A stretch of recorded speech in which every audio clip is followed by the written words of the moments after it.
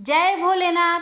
आप सभी भक्तों पर शिव जी भगवान और माँ पार्वती जी की कृपा सदा सर्वदा बनी रहे।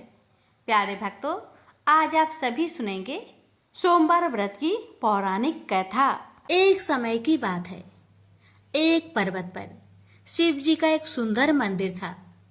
वहां बहुत से लोग शिव जी की पूजा के लिए आते थे। इनमें दो भक्त मुख्य थे, एक ब्राह्मण और दूसरा भील। ब्राह्मण प्रतिदिन शिव जी का फूलों से अभिषेक करता, भील जल से शिव जी का अभिषेक करता और भक्ति भाव से उनके सामने नृत्य करता था। एक दिन ब्राह्मण जब मंदिर में गया तो उसने देखा कि शिव जी भील से वार्तालाप कर रहे थे। ब्राह्मण को यह अच्छा न लगा। उसने सोचा, मैं ब्राह्मण हूँ, भांति भांति के बहुमूल्य पदार्थों से भगवान की पूजा करता हूँ, फिर भी भगवान मुझे छोड़कर इस भील से वार्तालाप करते हैं। उसने शिव जी से पूछा, भगवान, क्या आप मुझसे असंतुष्ट है? मैं ऊंचे कुल में पैदा हुआ हूँ तथा बहुमूल्य पदार्थों से आपकी पूजा करता हूँ, जबकि यह भील निकृष्ट और अपवित्र पदार्थों से आपकी उपासना करता है, फिर भी आप इसे ही चाहते हैं। भगवान शिव ने उत्तर दिया, ब्राह्मण, तुम ठीक कहते हो, परंतु इस भील का जितना स्नेह मुझ पर है उतना तुम्हारा नहीं है। एक दिन शिव जी ने अपनी एक आंखें को फोड़ ली। ब्राह्मण नियत समय पूजा करने आया। उसने देखा शिव जी की एक आंख नहीं है। पूजा करके वह अपने घर लौट गया। उसके बाद भील आया। जब उसने देखा कि भगवान शिव की एक आंखें नहीं है तो उसने झट से अपनी आंख निकालकर उनको लगा दिया। दूसरे दिन ब्राह्मण फिर आया। शिव जी की दोनों आंखें देखकर उसे अत्यंत आश्चर्य हुआ। शिव जी ने कहा, ब्राह्मण, इस आंख को गौर से देखो, यह उस भील की आंखें हैं जो उसने मुझे प्रेम पूर्वक समर्पित की है। तुमने तो ऐसा सोचा तक नहीं, इसलिए मैं कहता हूँ कि भील ही मेरा सच्चा भक्त है। शिव की कृपा से भील की आंख भी ठीक हो गई और उसके दिव्य चक्षु भी खुल गए। प्रेम से बोलिए, हर हर महादेव, माता पार्वती की जय। बैजनाथ धाम की कथा। इस कथा के श्रवण से ही सारे संकट कट जाते हैं और भक्त की सभी मनोकामनाएं शीघ्र ही पूर्ण हो जाती है। आइए श्रवण करते हैं बैजनाथ की कथा। कथा इस प्रकार है। बैजू निहायत ही सीधा और सरल इंसान सवेरे शाम जानवर चराता और बाकी का समय मंदिर की साफ सफाई में।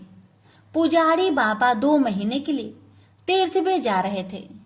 बैजू को बुलाया और कहा, बैजू, मंदिर की सारी जिम्मेदारी तुम्हारे ऊपर है और एक बात, भोलेनाथ को भोग लगाए बिना खुद भोजन मत ग्रहण करना। बैजू दूसरे दिन नहा धोके जैसे तैसे बन पड़ा। भोजन तैयार करके भोलेनाथ के सामने थाली लेके हाजिर। बाबा, भोजन कर लो। बाबा तस से मस नहीं हो। सवेरे से शाम हो गई, न बाबा ने भोजन ग्रहण किया और न ही बैजू ने। 2-3 दिन यही सिलसिला चला। चौथे दिन बैजू का धीरज टूट गया। पास पड़ी लाठी उठाई और जाकर दिया शिवलिंग पे। तत्काल भोलेनाथ हाजिर, पीठ मलते हुए, बोलो बैजू, क्या बात है? 4 दिन से तुम्हारे चक्कर में बिना कुछ खाए पिए गुहार लगाए रहे हैं, सुनाई नहीं पड़ा और लाठी जकड़ा नहीं की हाजिर। चलो भोजन करो तो हम भी कुछ खाए। बेचारे भोलेनाथ पीठ मलते चुपचाप आनंद के अतिरिक्त में डूबे। कच्चा पक्का जैसा भी था खाने लगे।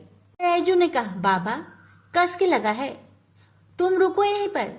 कहते हुए बैजू अंदर जाके चंदन ले आया और भोलेनाथ की पीठ पे लगाने लगा।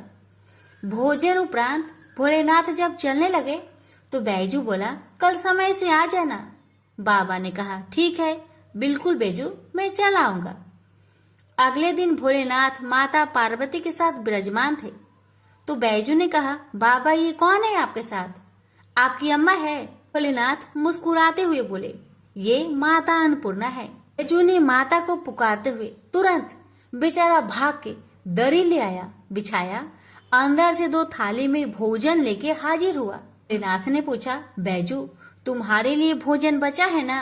बैजू क्या बताता, बोला, हाँ बाबा, आप चिंता ना करो, बहुत भोजन है। आनंद में डूबे आश्रुपूरित नेत्र से भोजन खत्म किया। तीसरे दिन फिर माता पार्वती के साथ विराजमान, वो भी समय से पहले। बैजू हकबकाया, बाबा आज इतनी जल्दी कैसे आ गए? माता पार्वती मुस्कुराई और बोली, बैजू आज खाना मैं बनाऊंगी। लाख मना करने के बावजूद बैजू की एक न चली। माता पार्वती ने भोजन तैयार किया और 3 थाली में सजा के ले आई।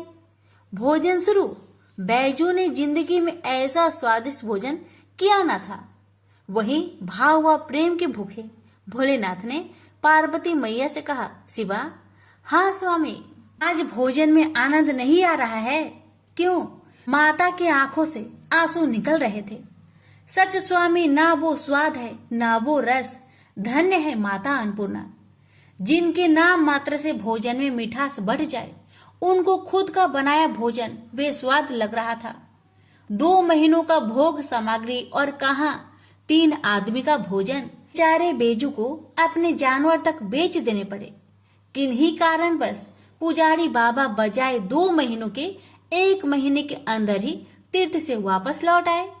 पुजारी बाबा ने बैजू को बुलवाया और कहा, बैजू भोलेनाथ को समय से भोग लगाता था ना? बैजू ने बोला, हाँ पुजारी बाबा, पर बाबा आप तो कह रहे थे कि भोलेनाथ अकेले आएंगे, पर भोलेनाथ तो माता अन्नपूर्णा के साथ आते हैं और दोनों जन पेट भर भर के भोजन करते हैं, इसलिए मुझे अब तो अपना जानवर तक बेचना पड़ा। पुजारी बाबा बैजू की बात सुनकर आश्चर्य में पड़ गए, क्योंकि पुजारी बाबा जानते थे कि बैजू झूठ नहीं बोल सकता।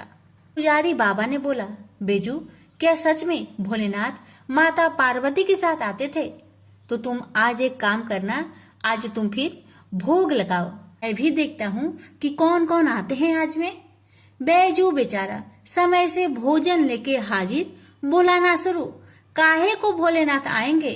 बुलाते बुलाते थक गया, पर भोलेनाथ को न आना था, वो न आए। बैजू कहने लगा, बाबा बाबा आप आइए चाहे न आइए, मैं लाठी नहीं उठाऊंगा। बस शिवलिंग पकड़ के रोए जा रहा था। बाबा आए और बोले, आंखें खोलो बैजू। सामने ही माता पार्वती और भोलेनाथ विराजमान थे। लिपट गया चरणों में।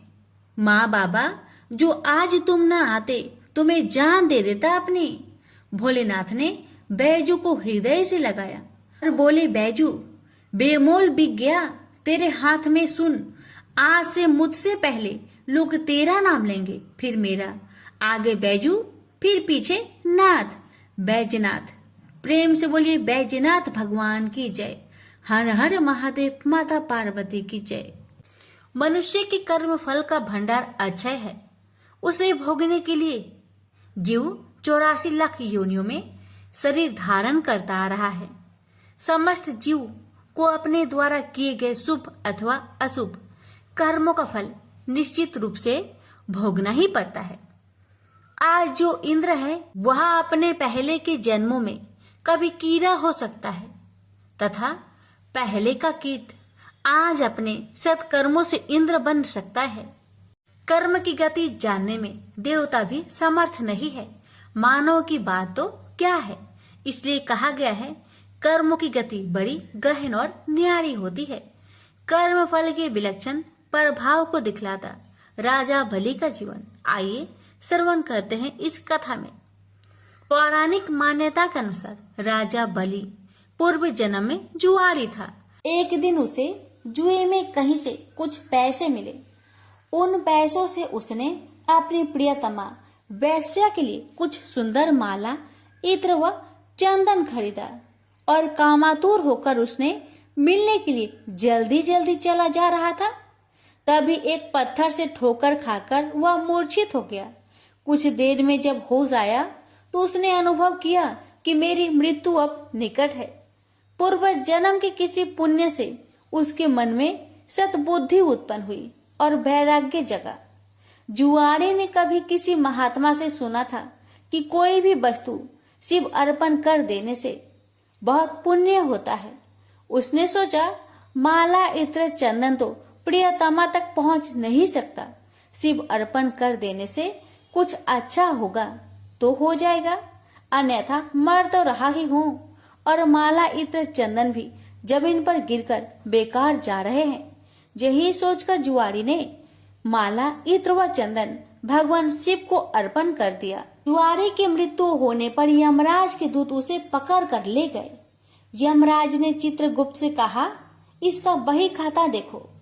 चित्रगुप्त ने कहा, यह तो जन्म जन्मांतर का पाप ही है। बस अभी अभी थोड़ी देर पहले जुए में जीते पैसे से इसने वैश्य के लिए माला इत्र व चंदन खरीदा था। जब ठोकर खाकर गिरा तो इसने मृत्यु के निकट देखी और सोचा कि माला आदि चीजें बेकार जा रही है, तो उसे शिव अर्पण कर दिया।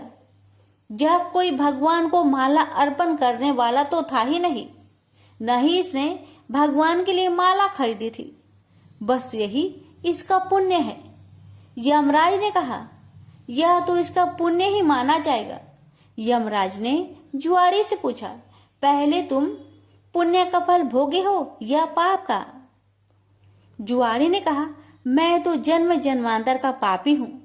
पाप का फल भोगने में पता नहीं कितना समय लगे, इसलिए मैं पहले पुण्य का फल भोगना चाहता हूँ। भगवान शंकर की कृपा से जुआरी बन गया इंद्र। राज ने कहा, शिव अर्पण के पुण्य से तुम 3 घड़ी के लिए इंद्र लोक के मालिक बन गए हो। भगवान शिव के बिना भक्ति की आराधना से जमीन में गिरी हुई गंध पुष्प से एक महापातक को कितना बड़ा फल मिला।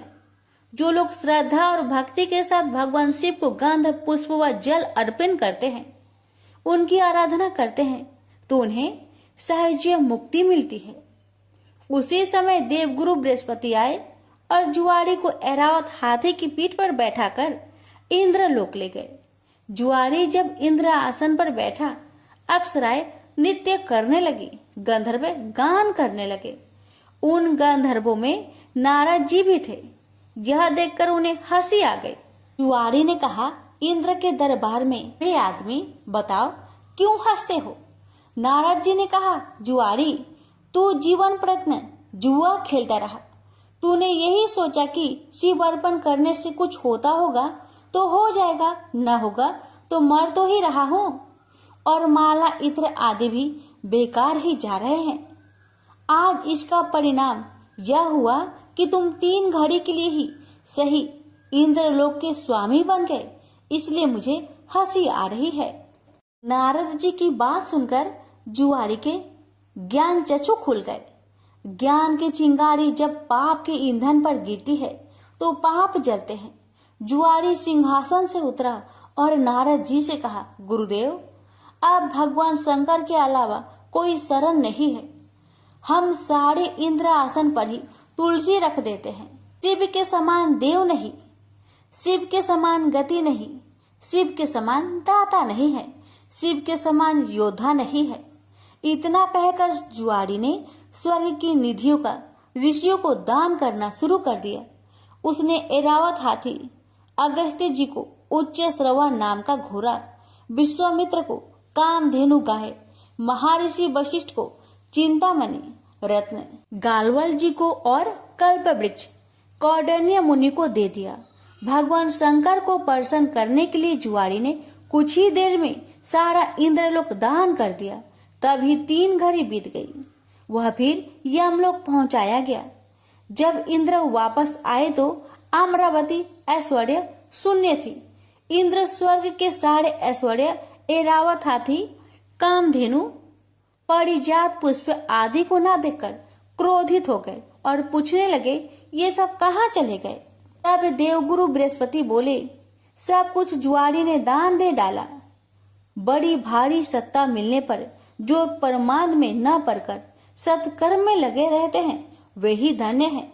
वे ही भगवान शंकर के प्रिय भक्त है। इंद्र स्वर्ग की निधियों को वापस लाने में अपने कार्य को सिद्ध करने के लिए देवगुरु बृहस्पति को लेकर यमराज के पास समयनी पूरी पहुंचे और जुआरी की शिकायत करने लगे। यमराज ने जुआरी से अपना पक्ष रखने को कहा। जुआरी ने कहा, हमको जो करना था हमने कर लिया, अब आपको जो करना हो वह आप कर लो। यमराज ने इंद्र से कहा, आप बूढ़े हो गए हैं, किंतु अभी तक आपके राज्य से संबंधित आसक्ति दूर नहीं हुई है। जुआरी का पुण्य आपके 100 यज्ञों से ही कहीं महान है। जाइए ऋषियों के चरणों में पड़कर या धन देकर अपने रत्न लौटा लीजिए। यमराज ने जुआरी से कहा, दान का पुण्य भूलोक में ही होता है, स्वर्ग में दान नहीं करना चाहिए, इसलिए तुझे नरक की यातना भोगनी ही होगी। तब चित्रगुप्त ने यमराज से कहा, इसने भगवान शिव के नाम पर ऐसे उत्तम ऋषियों को इतनी बहुमूल्य वस्तुएं दी है, तब इसे नरक की यातना क्यों भोगनी पड़ेगी? शिव के नाम पर स्वर्गलोक, मृत्युलोक या कहीं पर भी कुछ दिया जाए तो उसका अच्छा फल मिलता है। इसके जितने भी पाप थे वे सब भगवान शिव के प्रसाद से भस्म होकर पुण्य में परिणित हो गए हैं। यमराज सोचने लगे, अब ये जुआरी नरक नहीं जाएगा, अब तो यह इंद्र ही होगा, क्योंकि इस बार तो इसने विधिवत पूरा इंद्र लोक ही दान कर दिया है। उसी पुण्य के प्रभाव से वही जुआरी अगले जन्म में महान भक्त प्रहलाद का पुत्र राजा बलि हुआ। यहाँ पर भी वह पूर्व जन्म के शिव पूजन के पुण्य से इतना त्यागी हुआ कि गुरु शुक्राचार्य के मना करने पर भी उसने भगवान वामन को अपना सर्वस्व समर्पित कर दिया।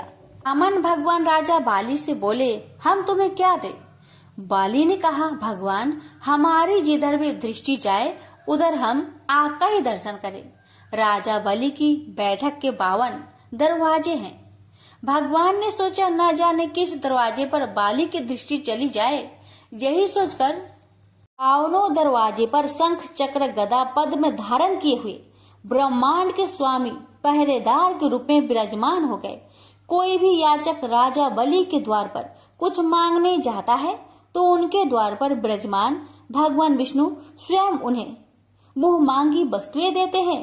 इसलिए प्रहलाद जी ने भगवान की स्तुति करते हुए कहा, इंद्र कुबेर आदि देवताओं के द्वारपाल तो आप कभी नहीं बने, परंतु आप हम असुरों के द्वारपाल बन रहे हैं। इससे लगता है कि आप हम असुरों के पक्षपाती हैं।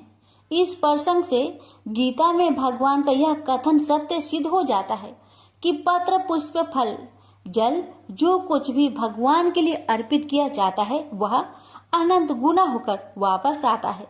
प्रेम से बोलिए, हर हर महादेव, माता पार्वती की जय, विष्णु भगवान की जय। बहुत समय पहले की बात है, किसी गांव के बाहर एक बरगद का पेड़ था, जिसके पास ही गणेश जी का एक छोटा सा मंदिर था। गांव में और मंदिर नहीं थे, इसलिए सब लोग इसी मंदिर में आकर पूजा किया करते थे। गांव में एक भिखारी भी रहता था। भीख मांगना ही उसका काम था। गांव छोटा सा था, भिखारी को काफी भीख नहीं मिलती थी, इसलिए यह और कोई उपाय न देखकर मंदिर के दरवाजे पर बैठने लगा। सोचने लगा कि लोग यहाँ धर्म करने आते हैं और नहीं तो सही पेट भरने लायक भीख तो मिल जाया करेगी। भिखारी दिन भर मंदिर के दरवाजे पर बैठा रहता और जब वहाँ किसी को आते देखता तो शिव शिव रटने लगता। इस तरह बेचारा दिन भर गणेश जी और शिव जी का नाम जपता रहता था, मगर शाम तक उसे भीख मिलती थी। फिर 2-4 मुट्ठी अन्न और कुछ फल मूल और कभी कभी 4-6 पैसे मिलते थे। हालांकि इतनी थोड़ी आमदनी से किसी की गुजर कैसे हो सकती है। फिर भिखारी को अपना ही नहीं बल्कि अपनी बेटी की भी चिंता करनी पड़ती थी। उसकी बेटी का नाम था कमला और वह बड़ी चतुर और बड़ी समझदार थी, मगर चतुराई और समझदारी से तो पेट की आग नहीं बुझती, उसे तो भोजन चाहिए। इसलिए कमला कभी कभी अपने बाप को भोजन पाने के लिए तंग करने लगती थी। उस वक्त भिखारी के दिल पर बड़ी चोट लगती, उसकी आंखें भर आती थी। वह चिंता के समुद्र में डूब उतरने लगता था। गर्मी के दिन थे, दोपहर का समय था। ऊपर आसमान और नीचे धरती धक धक जल रही थी। चारों तरफ सन्नाटा छा रहा था। ऐसे ही समय में महादेव पार्वती लोगों का सुख दुख देखने इस संसार में आए। चलते चलते वे उसी गांव में पहुंचे और गणेश जी के मंदिर के सामने से निकले। भिखारी उन्हें आते देख ओम नमः शिवाय की रटना रटने लगा। भिखारी की यह हालत देख पार्वती जी को बड़ी दया आई। उन्होंने महादेव जी से कहा, भगवान इस भिखारी की तरफ भी तो देखिए, बेचारा कितना दुखी है। देखिए तो कितने प्रेम से आपका नाम जप रहा है और आप भगवान कितने कठोर है। आपको क्या इस भिखारी पर दया नहीं आई? मैंने सुना था कि लोग बड़े पापी हो गए हैं, वो देवताओं का पूजा नहीं करते, मगर नहीं, आज मुझे मालूम हुआ कि इसमें उनका कोई अपराध नहीं, सब तो देवताओं का अपराध ही है। इसी भिखारी को ले लीजिए। बेचारा को आपका नाम लेते लेते बरसों बीत गए, इतने पर भी अभागा पेट भर भोजन तक नहीं पाता। जब देवता ही ऐसे कठोर हो जाएंगे तब कोई काहे उनकी पूजा करेगा। महादेव जी को पार्वती जी की बात लग गई। भगवान बोले, देवी आप असल बात क्या है नहीं जानती और आप जान भी नहीं सकती, क्योंकि आपका हृदय ही इतना कोमल है कि मैं कहता हूँ देवी आप जिद ना करें, जो हो रहा है उसे होने दीजिए। देवी ने एक ना सुना तो भगवान ने कहा, ठीक है तो मैं आज इस भिखारी के लिए कुछ बंदोबस्त करा देता हूँ, जिससे इस भिखारी का दुख दूर हो जाएगा। इतना कहकर महादेव जी पार्वती जी के साथ मंदिर में पहुँचे। माता पिता को आते देख गणेश जी उठकर खड़े हो गए। उन्होंने बड़े प्रेम से माता पिता को प्रणाम किया। महादेव जी ने गणेश जी को आशीर्वाद दिया और कहा, देखो बेटा, यह भिखारी बरसों से तुम्हारे द्वार पर बैठा है, मेरा नाम जपा करता है, मगर तुमने अब तक इस पर दया क्यों नहीं किया? अब ऐसा कुछ उपाय करो जिससे इस बेचारे का दुख दूर हो जाए। गणेश जी ने हाथ जोड़कर उत्तर दिया, अच्छी बात है पिताजी, 7 दिन के भीतर उसका दुख दूर हो जाएगा, उसे कहीं न कहीं से 2 लाख रुपए मिल जाएंगे। गणेश जी का उत्तर सुनकर महादेव पार्वती आगे को चल गए। इसी समय एक बनिया मंदिर में पूजा करने आया था। वह आड़ में छिपा छिपा महादेव जी और गणेश जी की बातें सुन रहा था। उसने सोचा, ये तो बहुत अच्छा मौका है, यदि थोड़ी चतुराई से काम लूं तो सहज ही 2 लाख का मालिक मैं हो सकता हूँ। बस वह बड़ी खुशी से भिखारी के सामने पहुँचा और उसे प्रणाम कर एक तरफ बैठ गया। भिखारी को आज तक किसी ने प्रणाम नहीं किया था, न कोई उसके पास आकर बैठा ही था। बनिए की इस काम से भिखारी ने समझा कि यह बेशक कोई भला मानुष है। वह मन ही मन प्रसन्न हुआ और बनिए से बोला, बाबा आप बहुत दयालु जान पड़ते हैं, कहिए मेरे पास आने की कृपा क्यों कर हुई? आप नहीं जानते मैं गरीब भिखारी हूँ। बनिए को तो अपना मतलब गांठना था। मीठेपन से बोला, आप भिखारी है? कौन कहता है कि आप भिखारी है? मुझे अच्छी तरह मालूम है कि आप एक पहुँचे हुए महात्मा हैं और आपके दर्शन से लोगों के पाप दूर हो जाते हैं। मैं भी आपके दर्शन करने चला आया हूँ। मुझे आपसे कुछ पूछना है, यदि आज्ञा दो तो पूछो। भिखारी खुशी से बोला, पूछिए। बनिया बोला, भला दिन भर आपको कितनी भीख मिल जाती है? भिखारी बोला, भाई मिलने की क्यों पूछते हो, यहाँ तो पेट की भी लाले पड़े रहते हैं। रोजाना 2-4 मुट्ठी अन्न मिल जाता है, कभी 2-4 पैसे भी मिल जाते हैं, किसी तरह दिन काट लेता हूँ। बनिया कहने लगा, राम राम, आप जैसे महात्मा और यह कष्ट, इस गांव के आदमी भी क्या आदमी हैं? आपकी थोड़ी सी सहायता नहीं कर सकते? आप कैसे यह कष्ट सह लेते हैं? मुझे तो आप पर बड़ी दया आती है। मेरे जी में आता है कि मैं आपकी कुछ सेवा करूं, पर कहने में डर मालूम होता है। भिखारी बोला, आप मेरी सहायता कर सकते हैं? अब बनिया हंसते हुए बोला, मेरी इतनी हैसियत कहाँ है जो आपकी कुछ सेवा कर सकूं, मगर एक बात है, आज से 7 दिन तक आपको जो कुछ भी मिले वह मुझे दे दीजिए, बदले में आपको मैं 100 रुपया दे दूंगा। 100 रुपये के नाम सुनते ही भिखारी मारे खुशी के उछल पड़ा। उसने सोचा अगर 100 रुपये मिल जाए तो क्या कहना, यहाँ तो 7 दिन में 7 आने के सामान भी न मिले, तब तो 100 रुपये छोड़ देना सरासर बेवकूफी होगी, पूरा गधापन है। मगर इसी समय उसे लड़की की ख्याल आ गई। उसने सोचा अगर वे 100 रुपया लेकर घर पहुंचा और मेरी बिटिया रानी गुस्सा करने लगी तो पहले मैं उसकी सलाह ले लेता हूँ। बस यही विचार में आते ही उसने बनिए को जवाब दिया, आपने मुझ पर बड़ी कृपा की, मगर मैं अभी कुछ नहीं कह सकता, सोच विचार करके कल कहूँगा। जब बनिया चला गया तब भिखारी ने अपनी बिटिया को बुलाया और उससे सब हाल कह सुनाया। चतुर बिटिया कमला ने फौरन समझ गई कि इसमें जरूर कोई बनिए की शैतानी है। उसने पिता से कहा, बनिया बिना फायदे के क्यों 100 रुपये देने चला?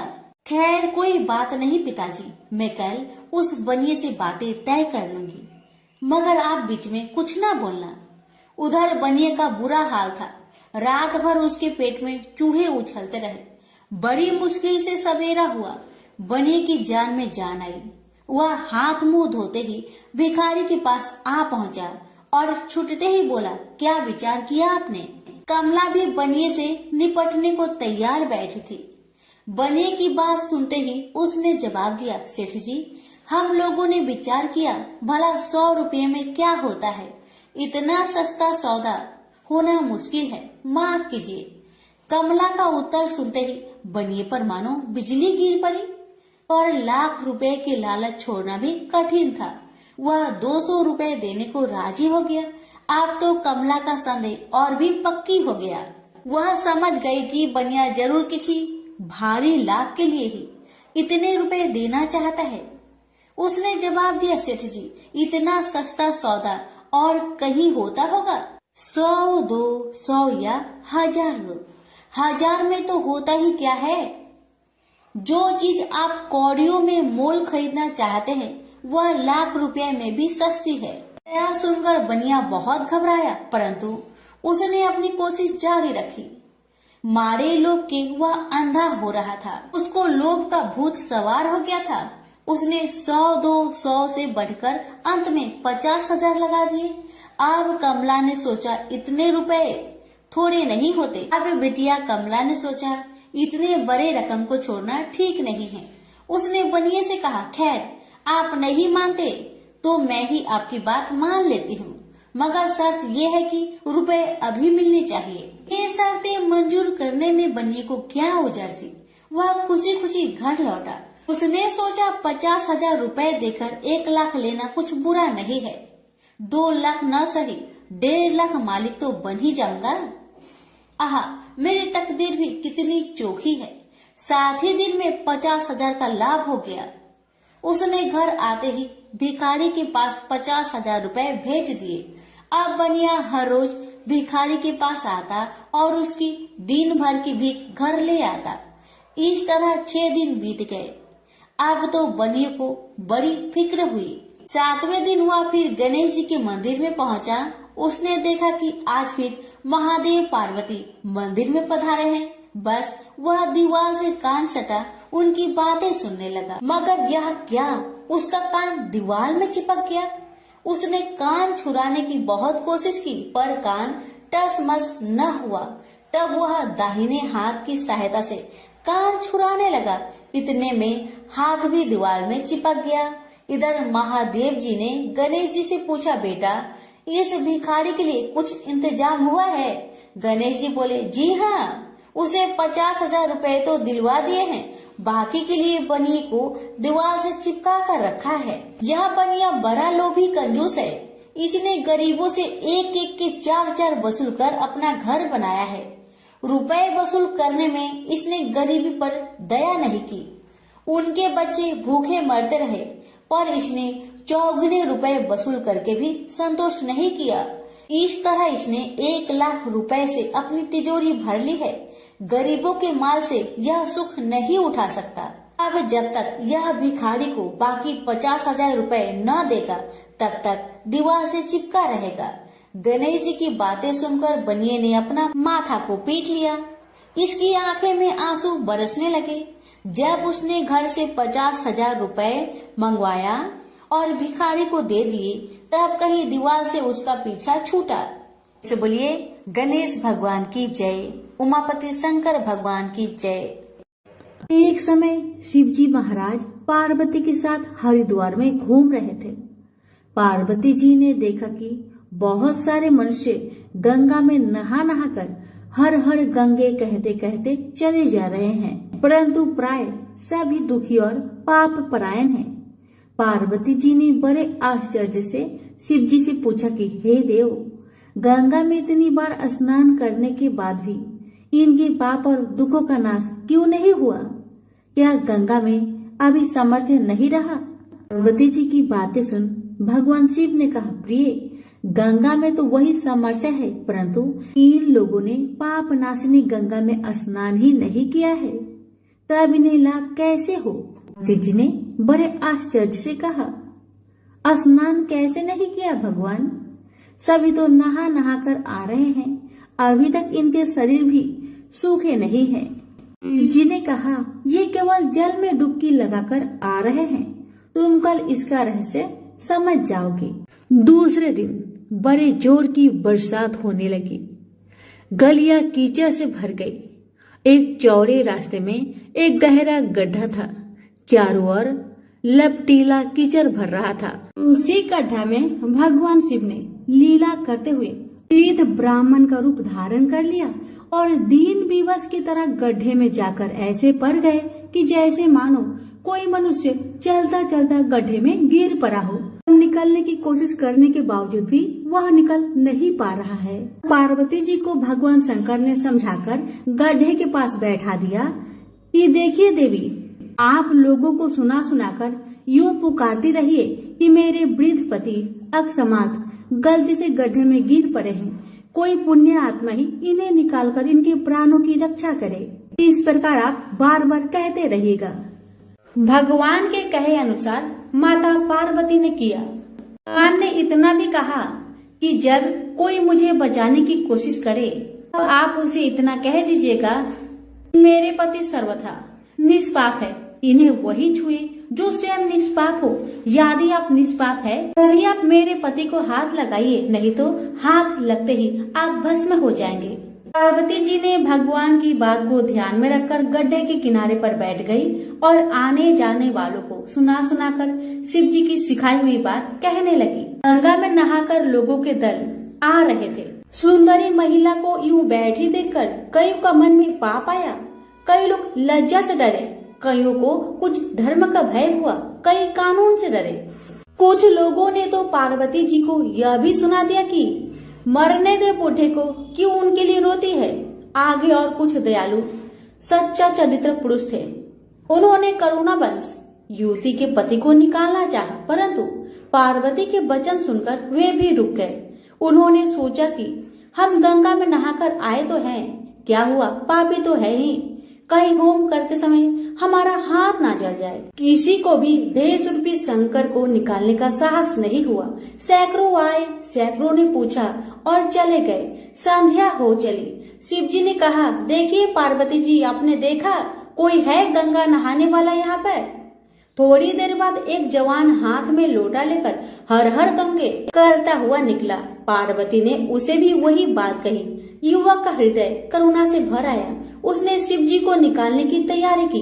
पार्वती ने रोकर कहा कि भाई, यदि तुम सर्वथा निष्पाप नहीं हो तो मेरे पति को छूते ही जल जाओगे। उस युवक ने उसी समय बिना किसी संकोच के दृढ़ निश्चय के साथ पार्वती जी से कहा, माते, मेरे निष्पाप होने में तुम्हें क्यों संदेह होता है? देखती नहीं मैं अभी गंगा नहाकर आया हूँ। भला गंगा में गोता लगाने के बाद भी कभी पाप रहते हैं? तेरे पति को मैं निकालता हूँ। युवक ने लपक कर बूढ़े को ऊपर उठा लिया। शिव पार्वती ने उसे अधिकारी समझकर अपना असली रूप प्रकट कर उसे दर्शन देकर कृतार्थ किया। शिव जी ने पार्वती से कहा कि इतने लोगों में से इन एक ने ही गंगा स्नान किया है।